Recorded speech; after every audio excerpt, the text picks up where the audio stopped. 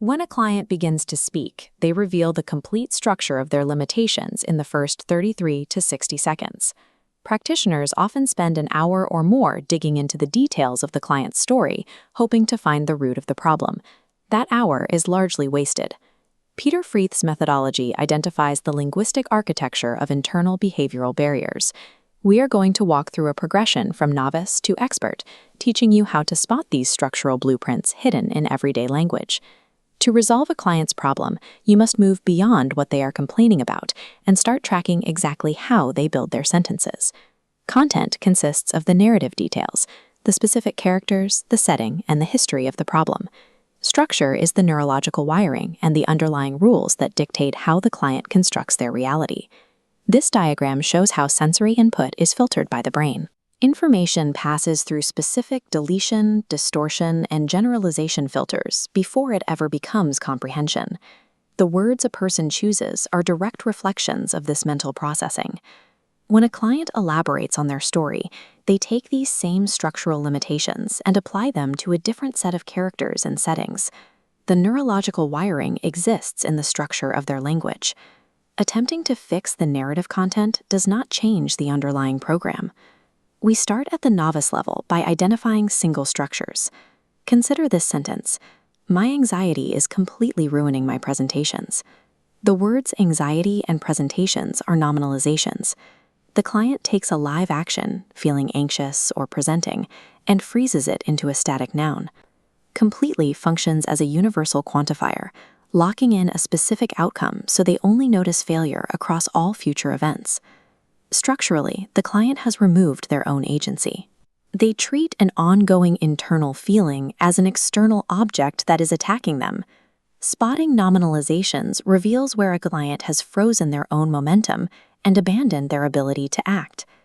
At the intermediate level, we analyze hidden rules and external pressures. Here is a common statement: "I just need a faster solution."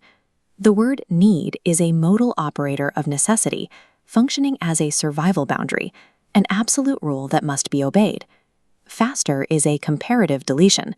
The reference point is missing, forcing them to measure against an invisible standard. This suggests the client is complying with an external pressure to beat a hidden timeline, rather than making an internal choice. Because the standard of comparison has been deleted, no solution offered can satisfy the criteria, ensuring the client remains stuck in their unstated timeline. The expert level targets complex behavioral loops and emotional walls. Take this example. Every time I try to organize the team, it just gets so chaotic. The word trying indicates a suspended behavioral loop. The client applies immense force against their own internal resistance without completing the action. The word so acts as a threshold marker. It indicates the precise moment a process hits an immovable emotional limit. When the mental program crashes at this threshold, the client projects blame onto the static object of chaos to excuse the failure. Now look at a complex crash. I want to be able to stop worrying about what might happen if. The mental simulation of the problem is terrifying. The thought process hits a fear threshold, and the client aborts the sentence before articulating the catastrophe. In structural analysis, words like so or until are never just emphasis. They are the exact coordinates of a behavioral crash. We've tracked frozen actions, identified invisible rules, and pinpointed the thresholds where emotional capacity fails.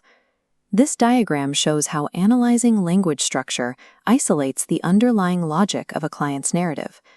Mapping the generalizations and deletions reveals the mechanical map of their world. This method relies on behavioral isomorphism. The grammatical structure of a sentence mirrors physical behavior in the real world. In your next client engagement, focus exclusively on the first 60 seconds.